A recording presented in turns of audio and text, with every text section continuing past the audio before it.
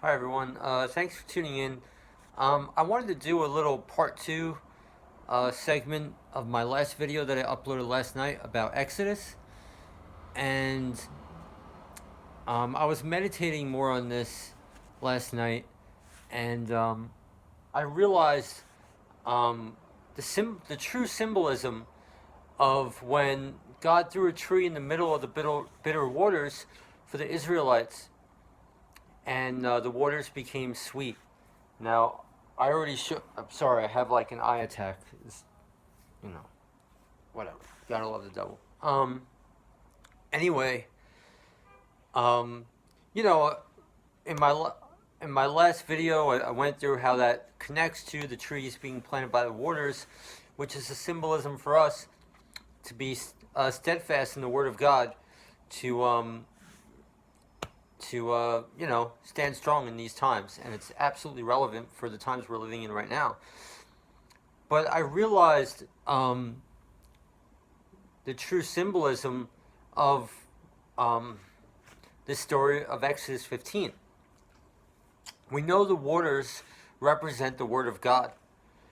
And so when the Israelites went into, I think it's Mara, I forget the name, and they were thirsty for 3 days. You cannot blame them for bickering and complaining. Unfortunately, Second Esdras tells us they were blaspheming God over it, which I guess that's not acceptable. But still, he still extended his grace and loving kindness and long suffering. It's really cool when you meditate on this stuff. But so we know the waters represent the Word of God, and why would the waters be bitter? This is a symbolic, just like in Ecclesiastes says, everything that was before is today and will be tomorrow, right? There's nothing new under the sun. And we see this symbolism all throughout the Bible. This is how God works. He uses physical manifestations in the actual circumstance, and it's a prophetic foreshadow of teachings to come. For example, I know I have my terminology wrong, but the lukewarm church in Revelation, right? Laodicea, I'm so horrible. The lukewarm church, in actuality,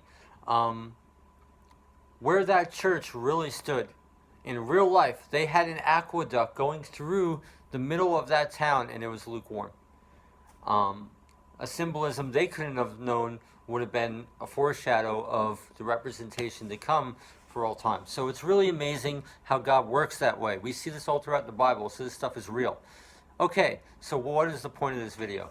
The point of this video is that the bitter streams represent the Word of God. So why would the Word of God be bitter, and then planting a tree in the middle of that water would make it sweet?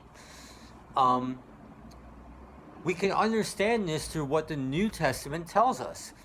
And I understand this could be a stumbling block to a lot of people because this is a divisive topic. But in truth, because the scriptures cannot be broken, right? The entire Bible is true. That's the only way you're going to find truth, if you step out in faith and do that and believe that. The waters are bitter because it represents the law. It represents the laws of the Torah.